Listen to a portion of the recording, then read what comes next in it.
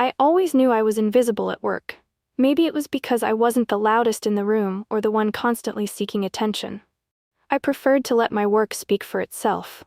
But in a company like Hamilton Enterprises, where power and status meant everything, hard work alone didn't always get noticed.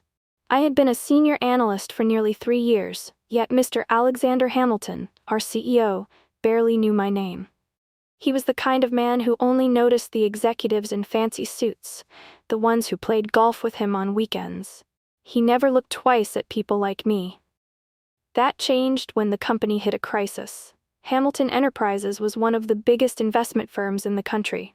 But overnight, a financial scandal shook everything. The media was all over it. Accusations of fraud, stock prices crashing, investors pulling out. The entire company was at risk of collapsing.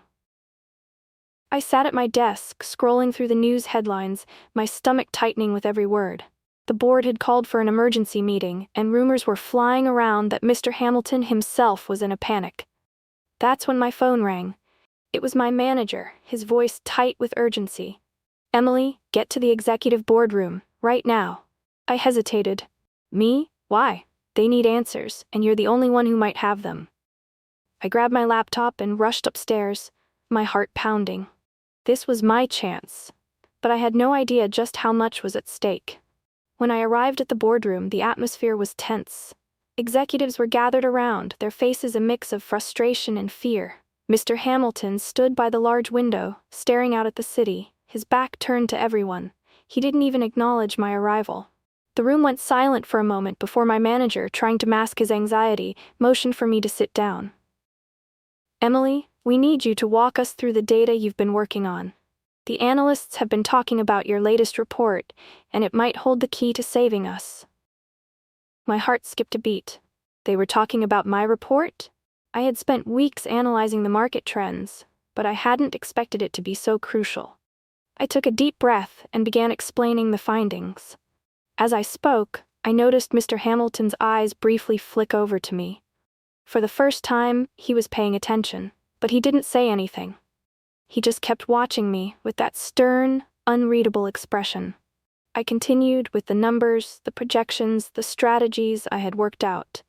The room was still, the weight of the moment hanging heavily in the air. And then, just as I finished, he spoke, his voice sharp and dismissive. "Emily, these are good numbers, but I don't see how they're going to fix our reputation. What we need right now is a miracle." I felt the sting of his words. He was underestimating me again, like everyone else. I wasn't just a number cruncher. I had ideas, insights that could make a real difference. But it seemed like no one had ever believed in me enough to take me seriously. I swallowed the bitterness and looked at the rest of the room. "I believe we need to act fast. We can't wait for things to get better.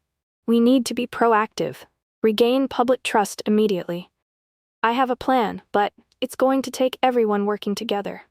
Mr. Hamilton didn't respond right away. Instead, he gave me a look that felt like a challenge, one that told me he didn't believe in what I was saying. But I wasn't going to back down. The room was silent as Mr. Hamilton processed my words. He turned to face the board, his expression hardened, as if weighing his next move. Then, with a slight nod, he gestured for everyone to sit down. "All right, Emily, you've got my attention. What's your plan?" I could feel my palms sweating, but I forced myself to stay calm. I opened my laptop and started showing them my detailed recovery strategy. It wasn't just about numbers. It was about shifting public perception, taking full accountability for the scandal, and showing the world that Hamilton Enterprises was willing to rebuild, step by step. Mr. Hamilton didn't look convinced. His gaze flickered over the presentation, and I could tell he was skeptical. "This is a lot of effort for something that might not even work," he said flatly. "We need results now, Emily, not a long-term strategy." I felt a wave of frustration build inside me. He wasn't hearing me, he wasn't seeing the bigger picture. But I couldn't back down. "Not now. Mr. Hamilton, I understand that this is urgent, but rushing won't solve anything. We need to rebuild trust, and that's not something we can rush. If we do this right, we can not only survive, but we can come out stronger." His eyes narrowed. "I don't have time for this trust-building nonsense. I need something that will make the investors feel secure again, fast." My heart pounded as I thought quickly. What did I need to say to get through to him? All right, what if we start with something bold? A public-facing initiative, led by the company, to show transparency and accountability. I'm not talking about just a press release. We need real action, and I'm willing to take the lead on it. If we don't show them we can change, then we're lost. But if we do this, it will set us apart from the others. There was a long pause. Mr. Hamilton was still skeptical, but for some reason, he was listening now. The tension in the room was palpable. Then he surprised me. Fine, but you're taking the lead on this. If it fails, don't think you'll be walking out of here the same way. I felt a mix of fear and excitement rush through me. He was trusting me with this. I couldn't let him down.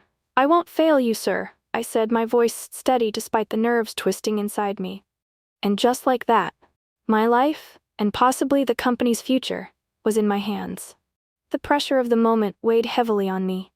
In the days that followed, I threw myself into the plan. I coordinated with the PR team, spoke with the legal department, and mapped out every possible detail of our recovery campaign. But each step felt like a battle. It wasn't just the company's reputation on the line. It was mine too. I spent late nights drafting messages for the public, meeting with crisis management consultants, and even fielding angry calls from disgruntled investors. Every choice I made was scrutinized. Every decision felt critical. But as hard as I worked, the weight of Mr. Hamilton's earlier words hung over me. If it fails, don't think you'll be walking out of here the same way. I couldn't afford to fail. And yet, despite all the effort, doubts crept in.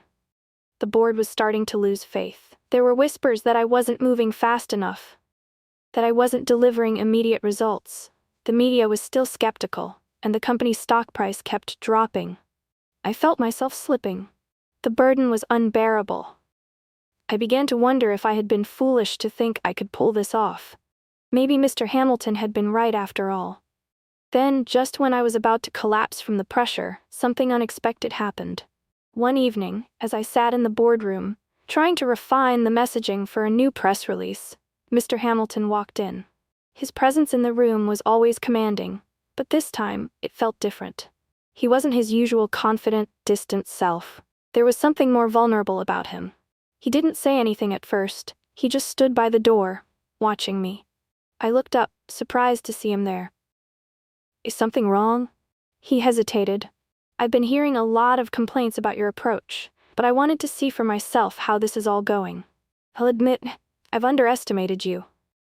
I didn't know how to respond. I had heard those words a million times before, but hearing them from him, someone I'd worked so hard for, was different. I'm trying, Mr. Hamilton. I'm doing everything I can, I said quietly, my voice cracking with the emotion I'd been holding back.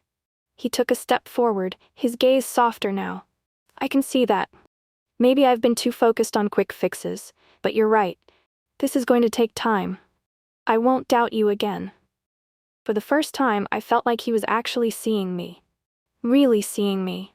And that changed everything. With Mr. Hamilton's unexpected support, I felt a surge of energy. It was as though the weight that had been crushing me for weeks had finally lifted, and I could breathe again. But there was no time to waste.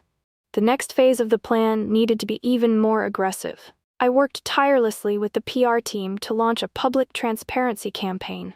We held a press conference where Mr. Hamilton himself publicly acknowledged the company's mistakes, promising change. It wasn't the easiest decision for him, but it felt like the right one. We emphasized our commitment to accountability, with a detailed roadmap of how we would make things right. The media buzzed, some skeptical, others cautiously optimistic, but what struck me most was how quickly the public response shifted. It wasn't immediate, but little by little, people began to trust us again. The stock price stabilized, and investors, though still wary, started to slowly come back. I couldn't believe it. Our strategy was actually working. The weeks passed, and with each success, I gained more confidence. The pressure didn't disappear, but I had learned to carry it better. Hamilton was by my side every step of the way now, offering support when I needed it. He stopped treating me like just another employee. There was a mutual respect between us now. But just as things were beginning to look like they might finally turn around, we received a shocking call. A whistleblower had come forward, claiming there was even more to the scandal than we had uncovered. A new round of investigations had begun, threatening everything we had worked so hard to rebuild. The news hit us like a bomb. I stared at the phone screen, my mind racing. How could this be happening again? After everything we had been through, how could we be facing another setback? Mr. Hamilton immediately called for a meeting. As I walked into the boardroom, I could feel the weight of the moment. The room was tense again. It was like everything we had fought for was slipping away. But then, Mr. Hamilton did something that surprised me even more than his earlier support. He turned to me. "I know you've been under pressure, Emily, but I need you now more than ever. I can't fix this alone. We're in this together." It was the first time he had ever admitted he needed me. I felt a strange sense of pride, but also fear. Could we really fix this? Could we save the company once again? There was only one way to find out. The following days were some of the hardest of my career. The new allegations brought an entirely different level of pressure. This wasn't just about recovering from a mistake. This was about the future of the company itself. The very foundation of Hamilton Enterprises was in danger. I spent hours each day in meetings, working with legal teams, combing through documents, and trying to track down any trace of evidence that could disprove the whistleblower's claims. The fear in the air was palpable. I saw it in the eyes of the executives, in the tense conversations that were constantly taking place behind closed doors. But despite everything, I couldn't help but notice a shift in the way people were looking at me. Mr. Hamilton especially. He was relying on me more than ever before. We came up with a new strategy, a more aggressive one. We would find the truth, whatever it was, and we would own it. But we had to act fast before the damage became irreparable.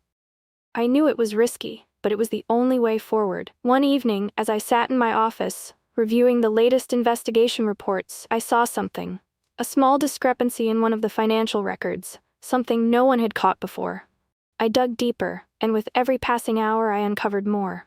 It wasn't just a small mistake, it was a trail leading to something far bigger than I'd ever expected. I was trembling when I brought my findings to Mr. Hamilton. "Sir, I think I found something," I said, my voice shaky. He looked up from his desk, his face tight with worry. "What is it?"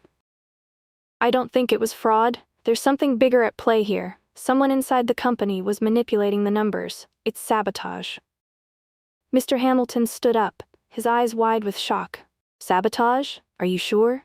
"I'm sure, and I think I know who's behind it."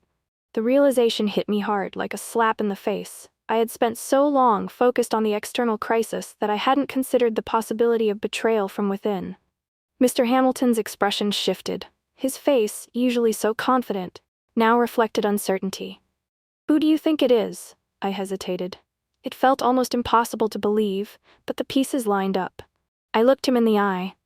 "It's someone on the inside.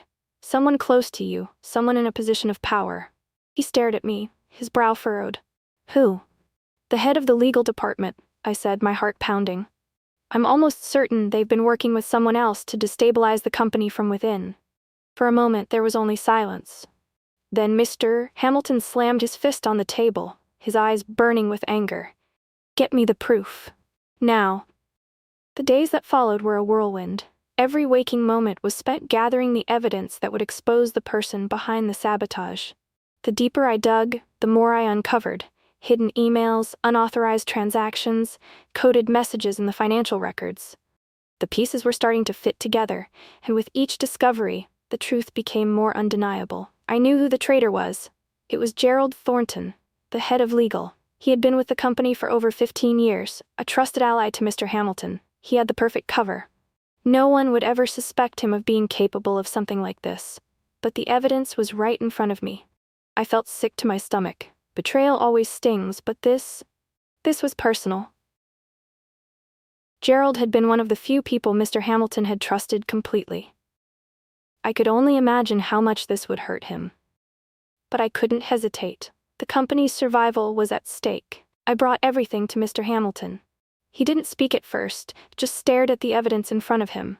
His face went pale as he sifted through the documents, his hand trembling slightly. "You're sure about this?" he asked, his voice hoarse. "I'm sure." His expression hardened, and I saw a flash of fury in his eyes, a look I had never seen before. "I never thought it would be him," he muttered, almost to himself. Then, after a long silence, he stood up, his jaw clenched. "We're going to confront him, and I'll deal with this myself."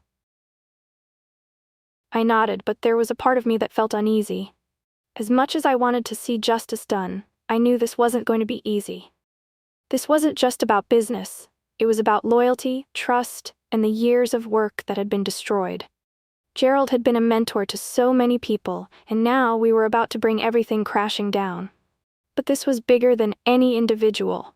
It was about saving the company, protecting the people who had stuck by us, and ensuring that Hamilton Enterprises wouldn't be destroyed by one man's greed.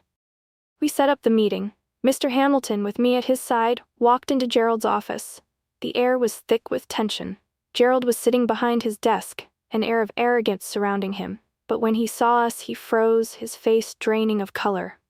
"Mr. Hamilton, Emily, I wasn't expecting you," Gerald said, his voice betraying his nervousness. "You knew exactly why we were coming," Mr. Hamilton said coldly, slamming the documents on his desk. "You've been selling us out for months." Gerald's face twisted into a grimace. "You don't understand, Alexander. You were too blinded by your own success. I did what I had to do. You betrayed us. You tried to tear everything down. And for what?" Mr. Hamilton's voice was icy. Gerald looked from Mr. Hamilton to me, his eyes filled with contempt.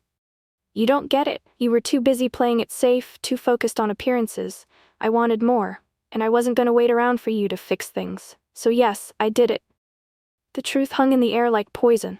There was no denying it now. "I'm sorry, but this ends here, Gerald," Mr. Hamilton said, his voice unwavering. And just like that, the betrayal was exposed. Gerald didn't resist. There was no shouting, no arguing, just a cold, empty silence as Mr. Hamilton made the necessary calls. The legal team took over, and Gerald was escorted out of the building, his years of loyalty unraveling before his eyes. The weight of it all was crushing. But as he left, I couldn't help but feel a strange mix of relief and sadness. I knew it was necessary, but it didn't make it any easier. In the following days, Hamilton Enterprises began to repair the damage. The news of Gerald's betrayal spread quickly, and with it came a wave of support for the company. People admired the way Mr. Hamilton had handled it, swift, decisive, and without hesitation. The investors took notice, and the stock price slowly started to rise again. But for me, things had changed. The trust I had fought so hard to rebuild was no longer just between me and the company. It had shifted between me and Mr. Hamilton. He had finally seen my worth, and in doing so, he had placed his faith in me in a way I had never imagined. A week later, he called me into his office. I walked in, unsure of what to expect. His desk was cleared of papers, and for the first time in a long time, his expression was one of genuine gratitude. "Emily," he began, his voice softer than usual. "You saved us. I can't thank you enough for what you've done." I tried to stay humble, but there was a part of me that couldn't help but feel a rush of pride. After all the doubts, all the pressure I had come through. "You trusted me when no one else did," I replied quietly, "and that made all the difference." He nodded, his eyes meeting mine with a new understanding. "I was wrong about you, and I'm sorry for it." There was no need for further explanation. His apology, though simple, was everything I needed to hear. It was the moment that had been missing for so long, the moment when I knew I had truly earned my place. "Thank you," he said, leaning back in his chair. "I've been thinking a lot about the future. You've proven yourself more than capable, Emily. I'd like to offer you a new position, head of strategy. You'll have full control over the direction of the company moving forward." I blinked, shocked. The words hung in the air, and for a moment, I couldn't believe what I was hearing. "Head of strategy? Me? You're serious?" "Absolutely. I trust you, and I think you're the one who can take us where we need to go." It was the opportunity I had always dreamed of, but never thought I would have. The weight of the offer settled in, and I realized just how far I'd come. From the overlooked analyst in the corner of the office to the person who would help shape the future of Hamilton Enterprises. "I accept," I said, my voice steady but full of emotion. Mr. Hamilton smiled, a rare sight, and I could see the respect in his eyes. "We've been through a lot, haven't we?" he said softly. "We have," I replied, a sense of pride swelling in my chest. but we're stronger for it.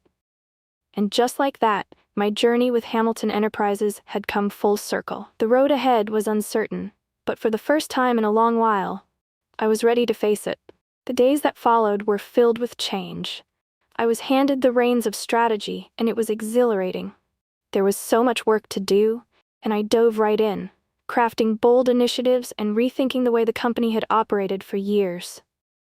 The atmosphere at Hamilton Enterprises shifted as well. People were more hopeful, more motivated. There was a sense that we had turned a corner, that the worst was behind us. But even as we made progress, I knew the road wouldn't always be smooth. There would always be challenges, but now I felt like I was ready for anything. The confidence Mr. Hamilton had placed in me was a heavy responsibility, but it was one I embraced with everything I had. One afternoon, as I was meeting with my team in my new office, I got a call from Mr. Hamilton. "Emily, I need you in my office. Now." My stomach twisted slightly. It was unusual for him to ask for me so urgently. I gathered my things quickly and made my way to his office. When I arrived, he was standing by the window again, his posture stiff. "Everything okay?" I asked, though I could tell something was off. He turned to face me. "I've been thinking. You've done so much for this company already, but there's one last thing that needs to be addressed before we can truly say we're in the clear." "What's that?" "Gerald was just one part of the puzzle," he said, his voice low. "We've been taking the right steps, but there are still people within the company who are holding us back. We need to make sure everyone is on board with the changes we're making. We can't afford any more hidden agendas." I nodded slowly, understanding the gravity of what he was saying. It wasn't over yet. There were still lingering doubts, old alliances that hadn't fully broken down. "What do you need me to do?" "I need you to take charge of this," he said. "We need to make sure every department is aligned with our vision. Get rid of the dead weight. We need to build a culture of transparency, loyalty, and progress." The task ahead was daunting, but I had come this far. I couldn't back down now. "I'll do it," I said firmly. Over the next few months, I worked tirelessly to strengthen the internal structure of Hamilton Enterprises. I conducted meetings with every department, listening to their concerns, understanding their frustrations, and ensuring they felt heard. I made tough decisions, cutting ties with people who were no longer aligned with our goals, no matter how hard it was. But each choice was necessary for the long-term health of the company. As I watched the company transform, I realized just how far we had come. The empire Mr. Hamilton had built was no longer teetering on the edge of collapse. It was stronger than ever, thriving in a way it never had before. And through it all, I had learned something about myself. I wasn't just the employee who was underestimated anymore. I was the leader who had helped turn it all around. There would be more challenges ahead, more battles to fight. But for the first time, I felt like I could face anything that came my way. And so, Hamilton Enterprises had found its way back. But more than that, I had found my place in it. Thank you so much for joining me on this incredible journey through the story. I hope you enjoyed the twists, turns, and emotional moments as much as I loved sharing them with you. If you want to see more dramatic stories with unexpected twists and heartfelt emotions, don't forget to subscribe so you never miss out on the next adventure. If you enjoyed this story, please like the video and leave a comment to let me know what you think. Your feedback means the world to me. And if you know someone who loves a good story, share this with them to spread the love. Stay tuned for more exciting tales and unforgettable twists. Thanks again for being part of this journey.